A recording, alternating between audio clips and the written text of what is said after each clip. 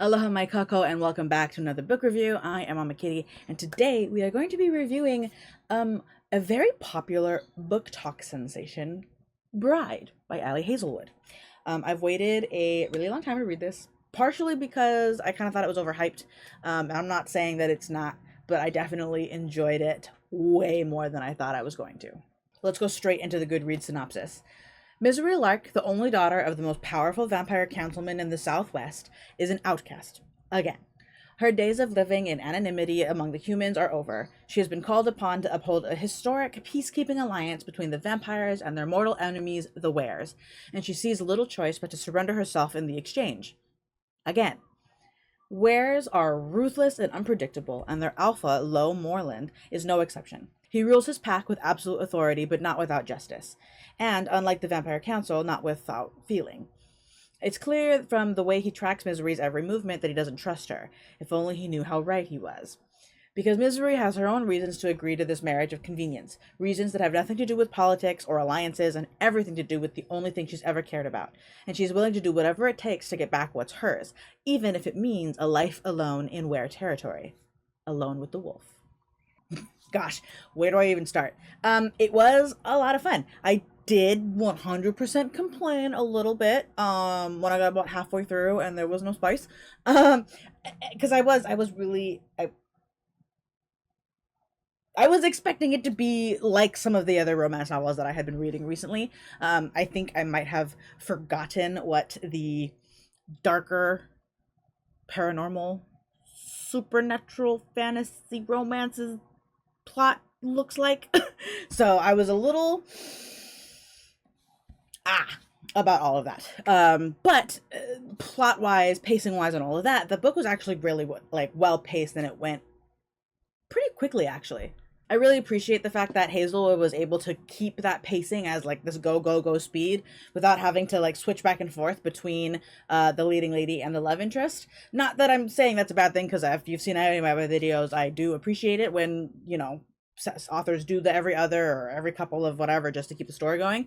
But I was kind of impressed that Hazelwood didn't need to do that in order to continue the story. And while I complained about the slow burniness throughout the first half of the novel, if my little tabbies are anything to go by, there were definitely some really lovely moments that led up to the very spicy ones. And the spicy moments were actually really great. I liked how they were structured, and I think that our little teasing moments do what they did, right? And they made the tension really palpable so that when we finally got to a spicy scene, we were ready for it, and we were like, yes! Which I suppose is sort of the point of a slow burn. So, you know, there's that. But like I said earlier, I've been reading romances where I think a lot of the love interest kind of pounces on the leading lady. So this slight change in pace of the romance subplot or plot was kind of nice and really needed, I think, for me, based on what I've read recently. And you know, going into the rest of this, I do want to say that I'm probably very biased, but I mean, that's how this works, I guess. I don't know. Anyway, Misery. What a name. What a name. Like, we've got this, like, Disney princess syndrome of the no mom thing, so already we're right on track, right? Dad, a dick. Check. Twin, a jerk. Check. New werewolf husband seems to hate her and wants to avoid her at all costs. Check. As I was reading, I felt like Misery was very different from other women in her genre. Like, she's very naive, but I guess technically that's a very common trait in romance women, especially romance women of the werewolf vampire variety. But maybe it was because she was a vampire versus like a human, maybe, that made her feel different. I don't really know, but I loved her. I loved her a lot. I loved that she voiced her very strong opinions. I liked that she never lost sight of her goal, even though there was her very, very hot husband there that was probably very distracting. I totally get it, girl. Totally get it. But she didn't ever let his smexiness interrupt what she was there to be doing. And yes, I know this sounds very run-of-the-mill, but for me, she felt different and very refreshing, and I liked what she was. Lo, whose name I have no idea how to pronounce, so I will continue to call Lo until somebody corrects me otherwise, was perfect. Like, I love, and again, I've said this many times, I love when the love interest is obsessed with the leading lady, and will I say this in every single romance novel I ever write, review? Probably. Yeah, 100%. Because it's true. He was 100% obsessed with our leading lady. He did fight it very valiantly. Like, I give him credit for trying to, like, not. But come on now. You're in the wrong genre for that. Which sort of leads me back to that whole idea of the switching back and forth, right? So again, Hazelwood stuck with Misery's point of view all the way through the novel, right? But each chapter, we got little italicized sentence or two from Lo's point of view, which we kind of find out as we go through it, right? I definitely didn't immediately think, oh, this is Lo. It took me a couple of chapters before I realized that's what I was looking at. But I thought it was really, really unique. And it was kind of like, it felt kind of like Hazelwood didn't need to give him full chapters because we were getting such a clear image of him from Misery's point of view. And so these 1 to 2 to 3 sentence headers at the beginning of chapters was all we really needed to continue to keep us interested in how Lo's side of the relationship was developing. The background characters were really fun, and they were filled enough to have like actual impact on the story, right? Versus just being kind of in the background. Anyway, I really liked Misery's father.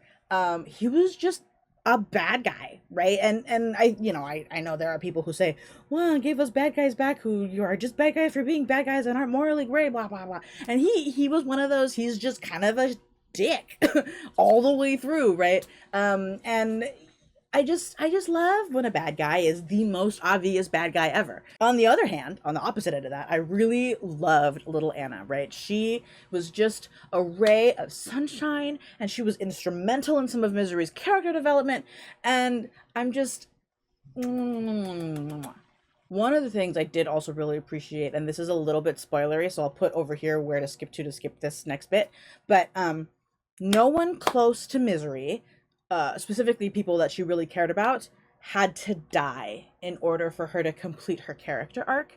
And I found that to be very refreshing in this kind of specific form of this genre. And again, maybe it's just the kinds of books that I'm reading. I don't know if it's actually all that common, and it just feels common because that's what I read. But it was refreshing. And no one had to die to further Lo's character development, right? Because that's a trope that happens a lot where somebody, usually another woman, dies for the male lead, and nobody had to do that either. So I was very thankful. The world building was fine. That wasn't anything in particularly interesting. It wasn't not interesting. It just wasn't new, right? She took our world and then threw vampires and wares in it, and that's what we had. So, I mean, obviously there was a little bit of world building from the point of view of like, okay, our vampires and wares out, all of these treaties, right? The vampires are, have a treaty with the humans, and then the humans want to now have a treaty with the wares, and so the vampires beat them to it and make an alliance with the wares, and this blah, blah, blah, blah, blah. But so all of that was fine, and worked out really well, and I thought that the information we got was enough to kind of get an idea of what we were playing at in the time frame that we were in. My overall thoughts? Wonderful. I am giving it a very enthusiastic 5 out of 5 stars.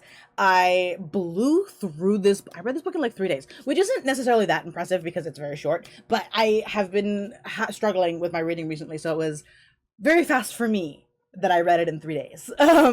And I would recommend this novel to smut readers with the caveat or the warning or the disclaimer or whatever word you decide you prefer, that it is a slow burn and that it takes a little while. But once we get there, woo, yes. I did also just find out that there's a second book, which definitely got set up at the end of this one, so that was kind of cool. But I will not be reading that for a while, so don't... Unless you guys want me to read it in the near future, then we'll kind of figure that out. But otherwise, that'll probably wait until 2026. The next book we are going to be reviewing is Loud by Drew Afualo. If you're unsure of who that is, she's a TikToker that I follow, and she is unashamedly herself, and I love her, and I love her content, and I love what she does and what she stands for. This will be the first nonfiction novel that we review on this channel, so hopefully we are able to do it justice when we get there. It'll probably be a little bit different as far as like what I touch on and what I find important and all of that stuff. So make sure to like this video and ring the subscribe button so that you know when it comes out. As always, my socials and my deets are down in the description below if you are interested in consuming some of my other content. If not, that's okay too. Thank you very much for watching, and I will see you all on the next one. Bye!